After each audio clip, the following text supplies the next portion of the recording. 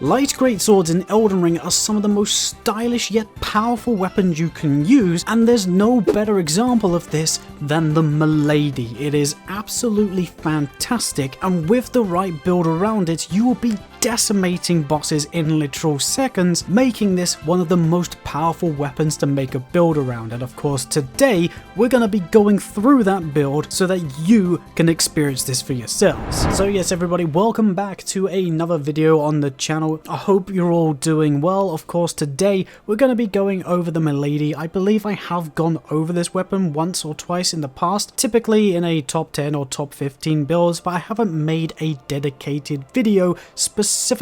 for the Milady. The reason why I wanted to make the dedicated video is because there's so many different ways you can implement this weapon into various different builds, because it just kicks ass. It's amazing. But before I obviously glaze over the Milady too much, I guess I should show you where you get it first of all. And it does require you going into the DLC, because it's actually located inside Castle Ensis. And if you actually come to the grace that's at the front bridge where Bowles is located, so the giant troll guarding said bridge, when you go past him and go up the path to the left as if you're going into Castle Ensis, if you actually hang left and almost go back on yourselves, you can then head up this staircase on the edge of the building, going further up this structure, to which you will find a chest with the Milady residing inside of it. But just before you go back into base game or carry on with what you're doing, I suggest you actually work your way through Castle Ensis a little bit more, because if you get to the grace that's just before Rolana's boss arena, you can actually head out of this entrance and drop down to the area below, where again the tower, or like the settlement on the other side of this area, will have a nice ladder that you can climb up, and the item in the chest at the top of this area will hold the key Ash of War we're going to be using,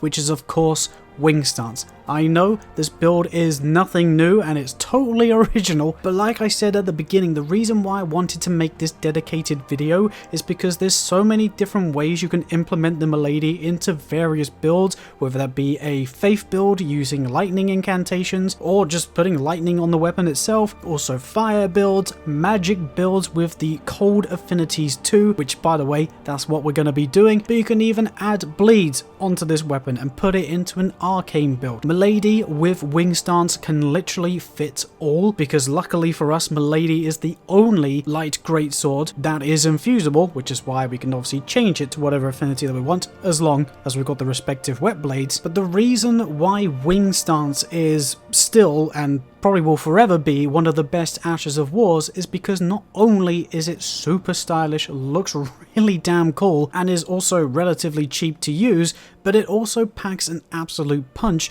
dealing upwards of 46.7 stance damage, because there's actually two different ways you can use the Ash of War, both of which you need to be holding your Ash of War button, so your LT or L2, and then when you're in that stance, you can then either press your right bumper, i.e. your light attack, to do 3 quick flurry of moves that again deal a nice amount of damage and also deal a lot of the proc that you've got on, whether that's bleed, frost, or poison, whatever it is you got on the weapon. But you've also got a heavy variant which plunges you into your enemies, doing obviously pierce damage, one of the best damage types in the entire game, and the 3 quick moves do 16.5 points of stance damage, and that heavy move does 30.2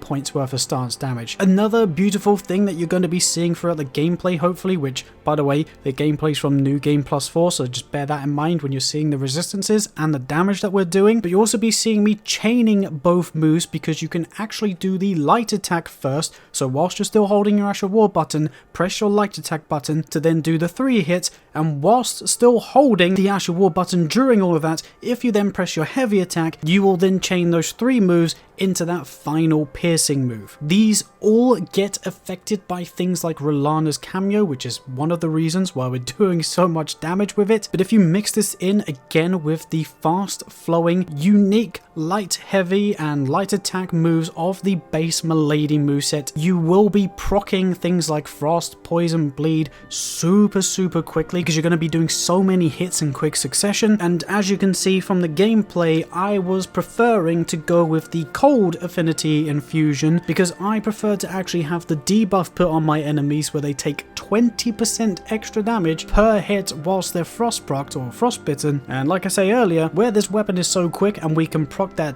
really fast, we more or less have that debuff going on for the majority of the fight, which is obviously just free 20% extra damage. Now, just before I get too carried away in talking about this weapon too much, I should probably let you know the build that we've got around it. So here are the stats and everything you need to know. Again, it is a level 150 build. So as you can see, we've got 50 points into vigor, 14 mind, 21 endurance, 12 strength, 65 dexterity, 24 intelligence, 33 faith, and then 10 arcane. Again, the beginning character class is a wretch, that's why I've got 10 points into arcane, but we obviously highly focus on dexterity because pretty much no matter what affinity you go with, dexterity is still going to be the best stat that you scale with. And where we've got 33 points in our faith stat to allow us to use both Golden Vow and also Howler Shabiri as our buffs, I had some points left over that I put into intelligence because again, where I'm using a cold affinity, we now split our damage between physical and magic, and although I don't really get too much damage back from those extra 14 points in intelligence, it's still better than nothing because with the talismans that you're seeing, so things like Millicent's prosthesis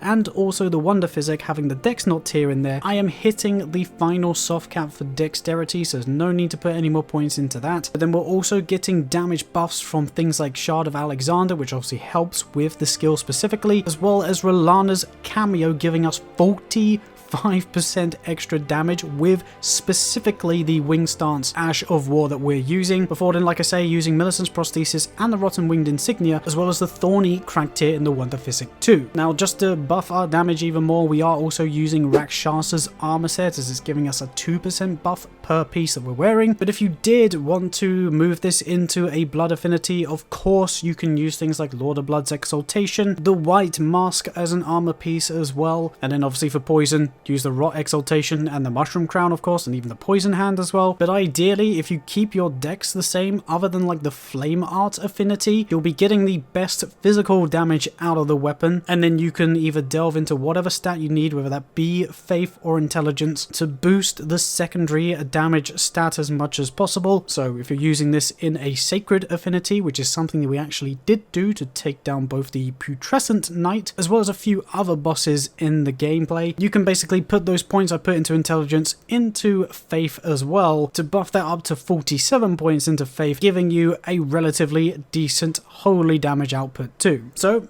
as I say, the Milady can be chopped and changed and adapted to fit whatever build you're currently making, and maybe use other spells or incantations to pair alongside this super powerful weapon. But even if you don't want to use other incantations or spells, this thing is still going to wreck every single boss you come up against, because again, you're doing pierce damage with a bunch of your moves, especially the final move of that Wing Stance Ash of War, which is just penetrating, if you pardon the pun. It is ridiculously good. Obviously proccing the multi-hit talismans and Wonderphysick with the Thorny Cracked Tier is just boosting your damage through the roof, on top of the buff we're getting from Rolana's cameo, which by the way, if you don't know how to activate Rolana's cameo, you should also be hopefully seeing it in the gameplay whilst holding the Ash of War button. So holding your weapon out in that stance for about 0.5 seconds, you will then get the buff, which you can then do the light attack into the heavy combo, or just use one or the other, it's up to you. But if you really want, you can do some light attacks or some tap heavies with the base Milady moveset itself to proc those multi-hit talismans, to then go into the Ash of War to deal even better damage, and honestly just have an immense amount of fun with this weapon, because that's what it is at the end of the day.